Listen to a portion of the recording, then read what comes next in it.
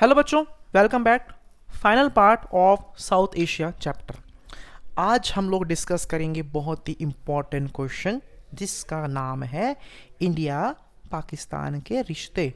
देखो, ये जो टॉपिक है मैंने वैसे तो बुक के अकॉर्डिंग करवाऊंगा, बट कुछ चीज़ें आप अपने अकॉर्डिंग भी इसमें ऐड कर सकते हैं, क्योंकि जो चीज़ें चल रही हैं अभी वो आपको पता होनी चाहिए। तो देखो भैया, आज़ादी के बाद बंटवारा हो गया, और बंटवारे के बाद दोनों ही कंट्रीज़ यानी कि इंडिया और पाकिस्तान किस पे भिड़ गए? ये भाई भिड़ गए थे कश्मीर के मुद्दे पे। ठीक है। पाकिस्तान की जो गवर्नमेंट है वो क्लेम करती कि भैया कश्मीर तो उनका है। ठीक है। जिसको लेके इंडिया और पाकिस्तान के बीच में 47-48 और 65 में वॉर भी हुआ, लेकिन ये वॉर कश्मीर के मुद्दे को सॉल्व नहीं कर पाया आपका ये। ठीक है। हुआ क्या था, 47-48 में जो वॉर हुआ था उसके चलते जम्मू कश्मीर कुछ एरिया आपका पाकिस्तान के कंट्रोल में, जिसको वो लोग POJK कहते हैं, हम लोग कहते हैं, वो कहते हैं आज़ाद कश्मीर कहते हैं, बट एक्चुअल में वो तो पाकिस्तान ऑक्यूपाइड जम्मू कश्मीर है आपका ये। 71 में इंडिया वॉर जीत जाता है अगेंस्ट पाकिस्तान के, बट कश्मीर का मुद्दा भाई तब भी क्या रहता है, अनसेटल्ड। यानी कि 47, ठीक है, 65 और 71 तीन बार बढ़े। इवन 99 में जो कारगिल वॉर हुई थी भाई, तब भी ये आपका कश्मीर का मुद्दा सॉल्व नहीं हो पाया है। So India conflict with Pakistan is also over. Kashmir के बाद जो दिक्कत चल रही है इंडिया की बेटा पाकिस्तान से, वो किसकी है? वो बेटा आपका सियाचिन ग्लेशियर और जो आर्म्स की जो हथियारों की जो होड़ है उसको लेके भी चल रही है। तो रिश्ते तो अच्छे नहीं हैं भाई। नेक्स्ट पॉइंट पे आ जाओ। आर्म्स रेस की बात करें तो भैया the arms between the two countries assumed new character with both state acquiring nuclear weapons.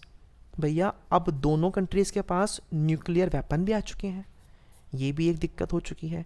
And missiles to deliver such arms against each other.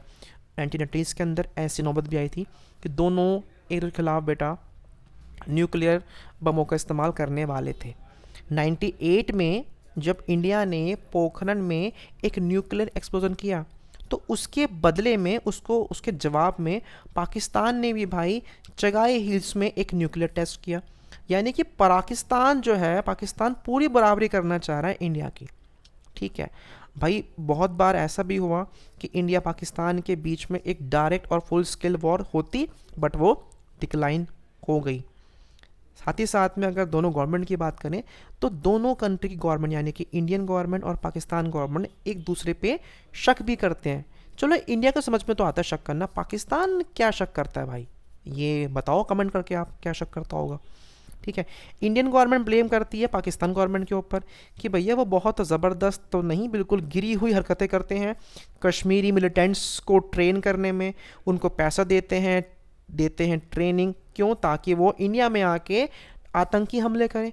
भाई कसाब पता होगा आपको, बुरहान वानी, कसाब, अफजल गुरु, ये जो आतंकवादी थे ये सारे पाकिस्तान द्वारा ही तो ट्रेन किए गए थे ना मेरे भाई।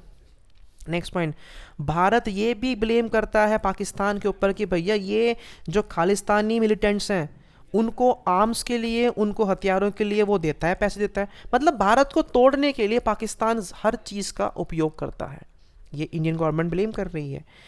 एक एजेंसी है पाकिस्तान की ISI, ठीक है, वो भी एंटी इंडिया कैंपेन में इन्वॉल्व रहती है। भारत में जो इंडिया का नॉर्थ ईस्ट है उस एरिया को भारत से अलग करने के लिए ISI ने काफ़ी रणनीति लड़ी है। ये लोग बांग्लादेश के रास्ते, नेपाल के रास्ते इंडिया में आते हैं और इंडिया के नॉर्थ ईस्ट को ये तोड़ना चाहते हैं।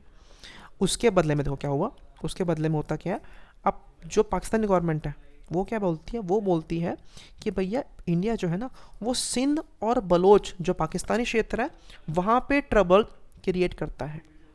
पाकिस्तान बदले में ये बोल रहा है देखो, जबकि यहाँ के लोग तो खुद हैप्पी नहीं है पाकिस्तान से। इंडिया और पाकिस्तान के बीच में पानी को लेकर भी दिक्कतें चल रही हैं। इंडस वाटर ट्रीटी भी साइन हुई थी आपकी, कब? 1960 में आपका ये, जिसको वर्ल्ड बैंक ने एक तरीके से आपका साइन करवाया था आपका ये। ठीक है ना। अब दिक्कतें तो भाई देखो आपको मिलेंगे आपका ये। नेक्स्ट पॉइंट, उसके अलावा छोटे मोटे दिक्कतें भी हैं, जैसे पानी को लेके आपने पढ़ ली है, तो बहुत ज़रा सी दिक्कतें हैं। पता होगा आपको कि इंडिया बहुत समय से पाकिस्तान भी नहीं गया मैच खेलने। ठीक है। The two countries are not in agreement over the demarcation in line in Sir Creek in Rann of Kutch. India Pakistan are holding negotiation on all this issues. Indian और पाकिस्तान गवर्नमेंट जो है वो नेगोशिएट तो करना चाह रहे हैं, बट कोई ना कोई चीज़ ऐसी हो जाती है जो दोनों के बीच में रिश्तों में खटास डाल रही है। तो यही कुछ रिलेशन है इंडिया और पाकिस्तान के। तो ये जब भी आपका बेटा सवाल आएगा तो आपको कुछ इस तरीके से इसका आंसर लिखना होगा आपको ये, ठीक है जी। अब ये तो थी पाकिस्तान के बाद, अब इंडिया के रिश्ते कैसे हैं बाकियों के साथ, ये पढ़ना बड़ा ज़रूरी है मेरे भाई। तो भैया इंडिया और बांग्लादेश की बात करें, भैया भारत और बांग्लादेश के बीच में भी गंगा और ब्रह्मपुत्रा को लेके डिस्प्यूट चलता है कि भैया पानी कितना यूज़ करना कितना नहीं करना, ठीक है। भारत जो है, इंडियन गवर्नमेंट बहुत ही नाखुश है, बहुत ही अनहैप्पी है। क्यों? क्योंकि भैया बांग्लादेश इस बात को नहीं मान रहा कि भैया बांग्लादेश के से लोग इंडिया में आते हैं, इलीगली आ रहे हैं, और वहाँ के लोग भैया, ठीक है, it's support for anti Indian Islamic fundamentalist groups.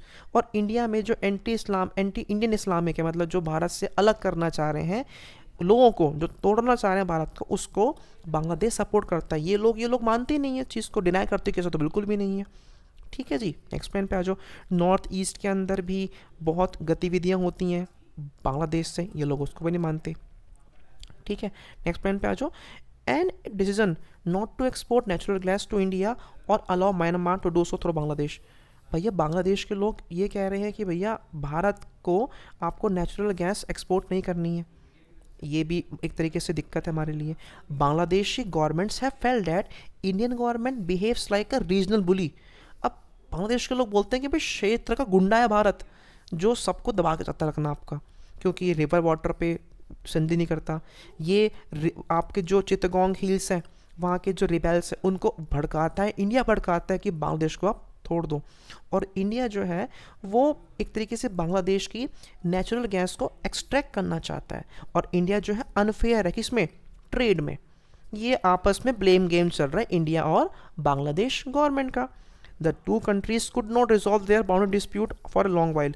बहुत समय से बाउंड्री के डिस्प्यूट को सॉल्व नहीं कर पा रहे। देखो इंडिया ने ही बांग्लादेश को दिलाई थी इंडिपेंडेंस, और आज यही बांग्लादेश इंडिया को ब्लेम कर रहा है। देखो इंडिया ने कितने सांप पाल रखे थे पहले भी, और आज पता नहीं कितने सांप पाल के बैठी है इंडियन गवर्नमेंट। इन डिफरेंस के बावजूद भी भाई इंडिया और बांग्लादेश के रिश्ते थोड़े ठीक हैं, क्योंकि ये लोग थोड़े बेटा मुद्दों पे कोऑपरेट करते हैं। इकोनॉमिक रिलेशंस भी थोड़े इंप्रूव हो रहे हैं। बांग्लादेश जो है वो भारत की इंडियाज लुक ईस्ट पॉलिसी का एक तरीके से पार्ट बना हुआ है, ठीक है जी। डिज़ास्टर की बात करें, ये लोग डिज़ास्टर मूवमेंट के ऊपर भी बहुत, इन इश्यूज़ के एनवायरनमेंट के ऊपर भी बहुत काम करते हैं, इन्होंने कोऑपरेट किया हुआ है। 2015 में they exchange certain enclaves, efforts are on to broaden the areas of cooperation. दोनों ही कंट्री चाह रही हैं कि भैया जो प्रॉब्लम्स आ रही हैं उनको सॉल्व किया जाए और आपस में कोऑपरेशन की भावना बनाई जाए, ठीक है बच्चों। सो ये जो था हमारा था इंडिया और बांग्लादेश का topic. Areas of non cooperation और एरियाज ऑफ कोऑपरेशन हम लिख सकते हैं, कहाँ बात मान रहे हैं कहाँ बात नहीं मान रहे हैं। नेक्स्ट हमारा आता है इंडिया एंड नेपाल। भैया दोनों के रिश्ते बहुत बढ़िया थे शुरू से। नेपाल एक आखिरी हिंदू किंगडम था, अब तो नहीं है पर पहले था आपका ये, ठीक है। दोनों देशों के बीच में ट्रीटी साइन हुई थी जो ये कहते कि भैया बांग्लादेश और नेपाल के लोग आएंगे इंडिया में, इंडिया के लोग जाएंगे नेपाल में, क्या कर, बिना किसी वीज़ा के, बिना किसी पासपोर्ट के। इतने रिश्ते हमारे बढ़िया थे। इसके बावजूद भी, इतने रिश्तों के बावजूद भी भैया दोनों कंट्री के बेटा बीच में ट्रेड को लेके बेटा काफ़ी डिस्प्यूट रहते हैं।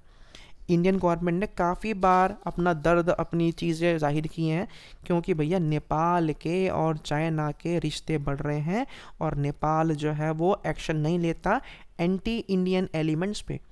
यानी कि भैया चाइना के द्वारा जो चीज़ें गलत हो रही हैं उस पर नेपाल चुप रहता है। Indian security agencies see the Maoist movement in Nepal as a growing security threat. आपने पढ़ा था ना इसी चैप्टर में कि नेपाल में माओइस्ट लोग थे। तो भैया ये जो माओवादी लोग हैं ना, ये भैया बिहार में और आंध्र प्रदेश में नक्सलवादियों को बढ़ावा देते हैं। Many leaders and citizens in Nepal think that Indian government interferes in its internal affairs, had designs on its river waters and hydrocity and prevents Nepal, a landlocked country, from getting easier access to the sea through in territory। Nepal government blame कर रही है कि भारत के लोग जो हैं, Indian government, वो नेपाल के इंटरनल अफेयर्स में इंटरफेयर करती है, प्लस ये नेपाल को रोकते हैं तरक्की करने के लिए, ठीक है। हालांकि इन मुद्दों के बावजूद भी दोनों कंट्रीज के रिश्ते बेटा कैसे हैं, काफ़ी आपके स्टेबल हैं। डिफरेंसेस के बावजूद भी हम लोग ट्रेड कर रहे हैं, साइंटिफिकली कोऑपरेट कर रहे हैं, कॉमन रिसोर्सेज के ऊपर काम कर रहे हैं, बिजली जनरेट कर रहे हैं और काफ़ी चीज़ें हम लोग कर रहे हैं। और आगे भी ये दिक्कत है कि जो डेमोक्रेसी नेपाल में आई थी वो बेटा दोनों के बीच में रिश्तों काफ़ी अच्छा कर दे।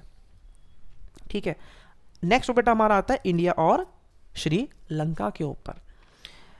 अब भैया आपको पता है कि पहले भैया एथनिक कन्फ्लिक्ट हुआ था, ठीक है, तमिल्स और सिन्हाला में, जिसके चलते बेटा दिक्कतें काफ़ी हुई। ठीक है। Indian leaders and citizens find it impossible to remain neutral when Tamils are political unhappy or बिल किड। भारत के नेता, भारत के लोग बिल्कुल भी हैप्पी नहीं थे कि भाई वहाँ के जो तमिल लोग थे उनको मारा गया था। After military intervention 87 the Indian government now prefers a policy of disengagement with Sri Lanka Indian टेबर्स। 87 के बाद भारत ने बोला था कि मैं आपके मैटर में इन्वॉल्व नहीं होने वाला, क्योंकि वो मुद्दा बड़ा ख़राब था। इवन यहाँ के लोगों ने हमारे पीएम को भी मरवा दिया था। इंडिया ने एक फ्री ट्रेड एग्रीमेंट पे साइन किए थे विद श्रीलंका, जो दोनों कंट्री के रिश्तों को काफ़ी स्ट्रॉन्ग कर देता है। इंडिया ने जब 2006 में सुनामी आई थी ना, तब भी भाई इंडिया ने काफ़ी हेल्प की थी बेटा श्रीलंका की। किस लिए की?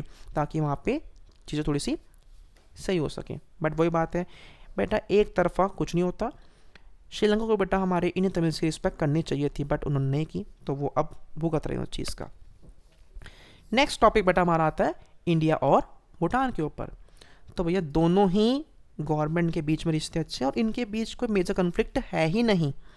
The efforts made by भूटानीज monarch to weed out the guerrillas and militants from northern India that operate in country have been helpful to India. Nepal Bhutan की गवर्नमेंट ने ये चाहा कि जो नॉर्थ ईस्ट में भारत में जो लोग इंटरफेयर कर रहे हैं, जो चीज़ें ख़राब कर रहे हैं, उनको बाहर निकाला जाए। इंडिया अभी बड़े बड़े हाइड्रो इलेक्ट्रिक प्रोजेक्ट में इन्वॉल्व रहता है भूटान के साथ, ठीक है, और उनकी हेल्प भी करता है। India ties with Maldives remain warm and cordial. नवंबर 1988 में जब when some Tamil mercenaries from Sri Lanka attacked the Maldives, Indian Air Force and Navy reacted quickly to the Maldives request to help stop the invasion. भाई जब तमिल के लोगों ने इन पे हमला किया था ना, तो भारत ने बेटा उनकी काफ़ी हेल्प की थी।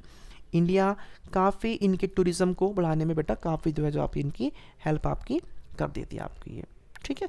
तो ये थे बेटा हमारे टॉपिक रिलेशन थे कि भारत के रिश्ते बेटा कैसे हैं बाकी गवर्नमेंट के साथ में आपका, ठीक है।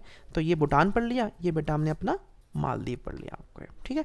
तो अब हमारा टॉपिक नेक्स्ट आता है, डेट इज़ कि साउथ एशियन कंट्रीज़ के आपस के बीच में बड़े कलेश हैं। इंडिया के कलेश पाकिस्तान से भी हैं, थोड़े श्रीलंका से भी हैं, थोड़े नेपाल से भी हैं। लेकिन इतने कलेशों के बावजूद भी ये कंट्रीज़ आपस में कोऑपरेट करती कैसे हैं, ठीक है। तो भैया इनका एक ग्रुप है, क्या है इनका बेटा ग्रुप है, ग्रुप का नाम है SAARC, south Asian association of और रीजनल कोऑपरेशन। ये एक साउथ एशियन का बेटा ग्रुप है जिसमें ये लोग कोऑपरेट करने के लिए मिलते हैं कि भैया अपने प्रॉब्लम्स को हम लोग सॉल्व करेंगे। ये ग्रुप बना कब था बेटा? ये एक रीजनल ऑर्गेनाइजेशन है बेटा जिसकी स्थापना हुई थी 1985 में, ठीक है। Unfortunately due to persisting political differences SAARC has not had much success. भैया डिफरेंस इतने बढ़ गए ना कि इस ग्रुप को सफलता नहीं मिल रही। सार्क के लोगों ने साफ्टा पे साइन किए थे। साफ्टा मतलब south Asian free trade agreement, जो ये कहता है कि भैया हम लोग साउथ एशिया को एक फ्री ट्रेड जोन बनाएंगे, ठीक है। पीस के लिए, कॉपरेशन के लिए साउथ एशिया में अगर सारी कंट्रीज़ अलाउ कर देती बेटा फ्री ट्रेड बॉर्डर को छोड़ के, तो एक सफलता मिलती साफ्ता को, ठीक है। ये इनके मेन मोटिव थे कि भैया पैसा कमाओ और पैसा कमाने दो, लड़ो मत। ये जो बेटा एग्रीमेंट था ये 2004 में साइन हुआ था और ये बेटा 2006 1 जनवरी को आपका इफेक्ट में आया था। इसका मेन एम क्या था कि ट्रेड टैरिफ्स को कम कर दिया जाए।